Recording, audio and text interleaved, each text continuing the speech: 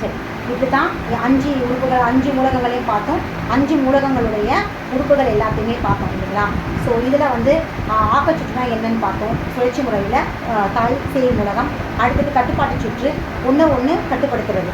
அதாவது ஒரு மூலகம் வந்து ஒரு மூலகத்துக்கிட்டேருந்து இன்னொரு மூலகம், அதாவது சேய் மூலகம் ஆற்றல் எடுக்கும்பொழுது தாய் மூலகத்துக்கிட்ட ஆற்றல் எடுக்கும்பொழுது தாய் தானாக ஆற்றல் வழங்குறத விட சேய் தானாக ஆற்றலை ஜாஸ்தியாக எடுக்கும்பொழுது என்ன ஆகுதுன்னா, அதை கட்டுப்படுத்துறதுக்காக அந்த பேரனை கட்டுப்படுத்துறதுக்காக மூதாய் மூலகம் வந்து கட்டுப்படுத்தும். அந்த கட்டுப்படுத்துறதுக்கு பேர் தான் தன்னுடைய பொண்ணுக்கு வந்து ஆற்றலை இழந்துருவாங்க, தன்னுடைய மகள் ஆற்றலை இழந்துருவாங்கன்றதுக்காக தன்னுடைய பேத்தியையோ பேரனையோ கட்டுப்படுத்துறதுக்கு பேர் தான் கட்டுப்பாட்டு சுற்று.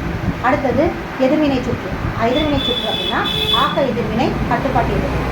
ஆக்க எதிர்வினை அப்படிங்கிறது தாய் மூலகம் சேய் மூலகத்துக்கு ஆற்றல் கொடுக்கும்பொழுது அது முறையான ஒரு ட்ராவல், புரியுதுங்களா? அதே சேய் மூலகம் தாய் மூலகத்துக்கு வந்து கூடுதலான ஆற்றலை எடுத்துக்கிறது எதிர்வினை.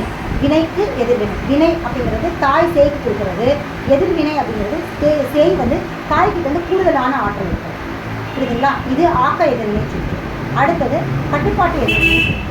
கட்டுப்பாட்டு எதிர்வினை சுற்று அப்படின்னா கட்டுப்படுத்துகிற மூதாய் மூலகம் இருக்கு இல்லையா, பாட்டி மூலகம் பேத்தியை கட்டுப்படுத்துது இல்லையா, அது வந்து கட்டுப்பாட்டு வினை, புரியுதுங்களா? அதே பேத்தி மூலகம் மூதாய தன்னுடைய பாட்டியை கட்டுப்படுத்த நினைக்குது இல்லையா, கட்டுப்படுத்த நினைக்கிறதுக்கு பேர் தான் எதிர்வினை, கட்டுப்பாட்டு எதிர்வினை, புரியுதுங்களா? இதுதான் வந்து கட்டுப்பாட்டு எதிர்வினை சுற்று. இதில் இப்படி இது எல்லாமே எதற்கு நம்ம வந்து தெரிஞ்சுக்கிறோம் அப்படின்னா, நம்ம நாடியை பார்த்து அந்த மூலகங்களை தேர்வு செய்கிறோம் இல்லையா, அந்த மூலகங்களை இதில் ஆக்கச்சுற்றில் அந்த மூலகங்கள் வருதா இல்லை கட்டுப்பாட்டு சுற்றில் வருதா அப்படிங்கிறத இந்த 2 தான் முக்கியமாக. எதிர்வினை அப்படிங்கிறது நம்ம தெரிஞ்சு வச்சுக்கிட்டா போதும், பெரும்பாலும் அதை வந்து நம்ம பயன்படுத்துறதில்லை. ஆக்கச்சுற்று கட்டுப்பாட்டு சுற்றும் நல்லா ரொம்ப ஃபாஸ்ட்டாக நம்மளால் கேல்குலேட் பண்ண முடிச்சிச்சு அப்படின்னா ரொம்ப ஈஸியாக சிகிச்சை கொடுத்துடலாம், சரிங்களா? இதில் நம்ம பார்த்து வச்சுருக்க மூலகம் இது 2த்தில் எந்த கேட்டகரியில் வருது அப்படிங்கிறத டிசைட் பண்ணிவிட்டு அதுக்கப்புறம் புள்ளி தேர்வு போனால் ரொம்ப ஈஸியாகும். சரி, இதுக்கு முன்னாடி நம்ம ஆரம்பத்தில் இருக்கிற வீடியோவில் ஒன்று பார்த்தோம் இல்லையா, என்னென்னா கொராரி பாயிண்ட், சொந்த புள்ளியை எப்படி நான் வந்து அணுகிறது, ஏன்னா அதுலேருந்து ஸ்டார்ட் பண்ணோம். ஒற்றை புள்ளி சிகிச்சையிலேருந்து பார்ப்போம். ஒற்றை மூலக தேர்வு எப்படி அப்படின்னா, இப்போ நம்ம நெருப்பு மூலகத்தை பற்றி சொன்னோம். 2 கையிலையும் நெருப்பு மூலகம் துடிப்பு இல்லை, மீதி இருக்கிற 4 மூலகம் துடிப்பு இருக்குது. அப்போது நெருப்பு மூலகம் துடிப்பு இல்லை அப்படின்னா கொராரி பாயிண்ட்டை நம்ம ட்ரீட்மெண்ட் கொடுக்கணும். சொந்த அதாவது ஒற்றை மூலக புள்ளி தேர்வு நம்ம செய்ய போகிறோம். அதில் 3 விஷயங்களை நம்ம எடுத்துக்கலாம். ஒன்று சொந்த புள்ளியில் கொடுக்கலாம், அதாவது நெருப்பு காற்று இல்லை நீர் மரம் நிலம் அப்படின்னு சொந்த மூலகத்துக்கான புள்ளியை தேர்ந்தெடுக்கலாம். இது ஒரு விதம். 2வது விதம் என்ன அப்படின்னா, தாய் மூலகத்தோட சேர்த்துக்கலாம். இப்போது நெருப்பு மூலகம் தானே ஒற்றை, அது ஒன்று தானே துடிக்கல அப்படின்னா நெருப்புடைய தாய் மூலகம் என்ன, மரமும் நெருப்பும், வுட் அண்ட் ஃபயர், இது 2த்தையும் இணைக்கிற புள்ளியில் ட்ரீட்மெண்ட் கொடுக்கலாம். புரியுதுங்களா? இது ஒரு தாய் சேயை சேர்த்து கொடுத்துக்கலாம். இதெல்லாம் எதுக்கு? ஒற்றை மூலக புள்ளி தேர்வில் ஒரே ஒரு மூலகத்தில் துடிப்பு இல்லை அப்படிங்கிற பட்சத்தில் ஒன்று சொந்த புள்ளி, அதாவது நெருப்பு நிலம் காற்று நீர் மரம் மரம் அப்படிங்கிற சொந்த புள்ளிகளில் கொடுக்கலாம். இல்லை தாய் சேய் அப்படிங்கிறத கொடுக்கலாம். தாய் சேய்னா நெருப்பு மூலகத்தை துடிப்பு இல்லை அப்படின்னா மரமும் நெருப்பும், இல்லை நிலத்தில் வந்து துடிப்பு இல்லை அப்படின்னா நிலத்தோட தாய் எது? நெருப்பும் நிலமும், சரிங்களா? இப்போ காற்று மூலகத்தில் வந்து துடிப்பு இல்லை அப்படின்னா காற்றோட தாய் மூலகம் நிலமும் காற்றும். இப்போது நீர் மூலகத்தில் துடிப்பு இல்லை அப்படின்னா நீர் மூலகத்துடைய தாய் யார்? காற்றும் நீரும். இப்போ மரம் மூலகத்தில் துடிப்பு இல்லை அப்படின்னா மரம் மூலகத்துடைய தாய் யார்? நீரும் மரமும். இப்போது நெருப்பு மூலகத்தை துடிப்பு இல்லை அப்படின்னா நெருப்பு மூலகத்துடைய தாய் யார்? மரமும் நெருப்பும். இப்படி தாய் மூலகத்தோட சேர்த்து வச்சு ட்ரீட்மெண்ட் கொடுக்கலாம். 2 விதம். 3வது கட்டுப்பாட்டு சுற்று. புரியுது? மூதாய் மூலகம் இப்போ ஒரு புள்ளி தானே சொன்னோம். இப்போ நெருப்பில் வந்து துடிப்பு இல்லைன்னா நெருப்பை யார் கட்டுப்படுத்துகிறா? நெருப்புடைய மூதாய் யார்? யோசிச்சு பாருங்கள்.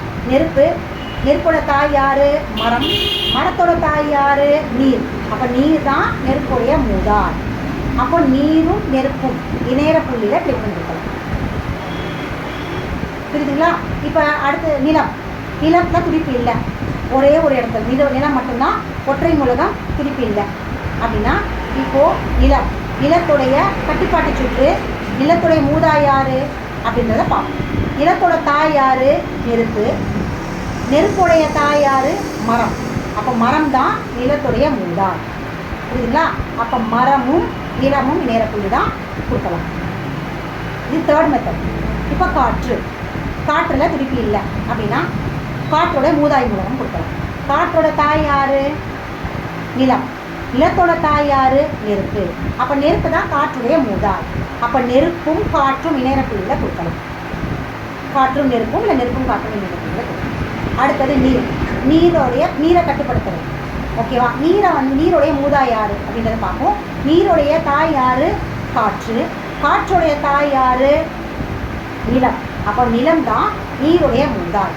அப்போ நிலமும் நீரும் இணைகிற புள்ளியில் ட்ரீட்மெண்ட் கொடுக்கலாம். புரியுதுங்களா? அடுத்தது மரம். மரம் உலகத்தில் துடிப்பு இல்லை அப்படிங்கிறது மரத்துடைய மூதாய் யார் அப்படிங்கிறது பார்க்கணும். மரத்தோட தாய் யார்? நீர். நீருடைய தாய் யார்? காற்று. அப்போது மரத்துடைய மூதாய் யார்? காற்று. காற்றும் மரமும் இணைகிற புள்ளியில் கொடுக்கலாம். இப்போது நெருப்பு. இதை நம்ம ஏற்கனவே பார்ப்போம். நெருப்புடைய மூதாய் யாருன்றதை பார்ப்போம். நெருப்புடைய மூதாய் யார்? நீர். நீரும் காற்று நெருப்பும் சேர்ந்த புள்ளியில் கொடுக்கும். ஸோ இப்படி 3 விதங்களில் ஒரே ஒரு மூலகம் இன்றைக்கி நம்ம தான் பார்த்துப்போம். இன்றைக்கி ஒற்றை மூலகம் சீர்கெட்டு இருந்தால், அதாவது ஒற்றை மூலகம் புள்ளி தேர்வாக இருந்தால், ஒற்றை மூலகத்தை துடிப்பு இல்லை அப்படிங்கிற பட்சத்தில் நம்ம எந்த 3 விதங்களில் சிகிச்சை கொடுக்கலாம். எப்படி அப்படின்னா சொந்த புள்ளியில் கொடுக்கலாம், சொந்த புள்ளிகள் இணையிற இடத்துல கொடுக்கலாம். அடுத்தது தாய்சேய் மூலகத்தில் கொடுக்கலாம். இல்லது கட்டுப்பாட்டு சுற்று மூதாய் மூலகத்தை கொடுக்கலாம், மூதாய் இணையிற மூலகத்தை கொடுக்கலாம். புரியுதுங்களா? அப்போது ஒன்று ஹொராரி பாயிண்ட் சொந்த புள்ளி, இல்லை ஆக்கச்சுற்று தாய்சேய் மூலகம், இல்லை கட்டுப்பாட்டு சுற்று. இது 3த்தில் எதுலனாலும் தெரியும். சரி, புரியுதுங்களா? அப்போ இன்றைக்கி நம்ம பார்த்துருக்க பாடம் என்ன அப்படின்னு இதை நீங்கள் நல்லா ப்ராக்டிஸ் பண்ணணும். இன்றைக்கி எல்லா பஞ்சபூதங்களையும் நீங்கள் போட்டு சுழற்சி முறையில் யாருன்னு போட்டு வச்சுட்டு எல்லாத்துடைய மூதாய் யார், எந்த இடத்துல ஒற்றை மூலகம் சீர்கெட்டு இருந்தால் அப்போ அதுக்கான சிகிச்சைக்கான புள்ளி என்ன, ஆக்கச்சுற்று ஒரு ஒற்றை மூலக இன்றைக்கி ஒற்றை மூலக புள்ளி தேர்வுக்கு எப்படி நம்ம சிகிச்சை கொடுக்கலாம் அப்படிங்கிற ப்ராக்டிஸ் மட்டும் நல்லா பண்ணிங்கன்னா நாளைக்கு 2 மூலகங்கள் சீர்கெட்டால் என்ன செய்யலாம் அப்படிங்கிறத நான் உங்களுக்கு சொல்கிறேன். 2 மூலகங்கள் சீர்கெடும்போது எப்படிலாம் நம்ம ட்ரீட்மெண்ட் கொடுக்கலாங்கிறத நாளைக்கு பாடமாக படிக்கணும்.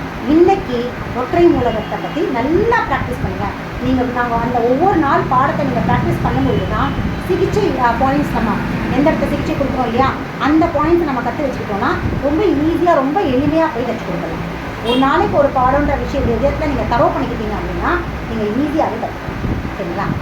இன்றைக்கான பாடங்கள் நல்லா புரிஞ்சிருக்கோன்னு நினைக்கிறேன்.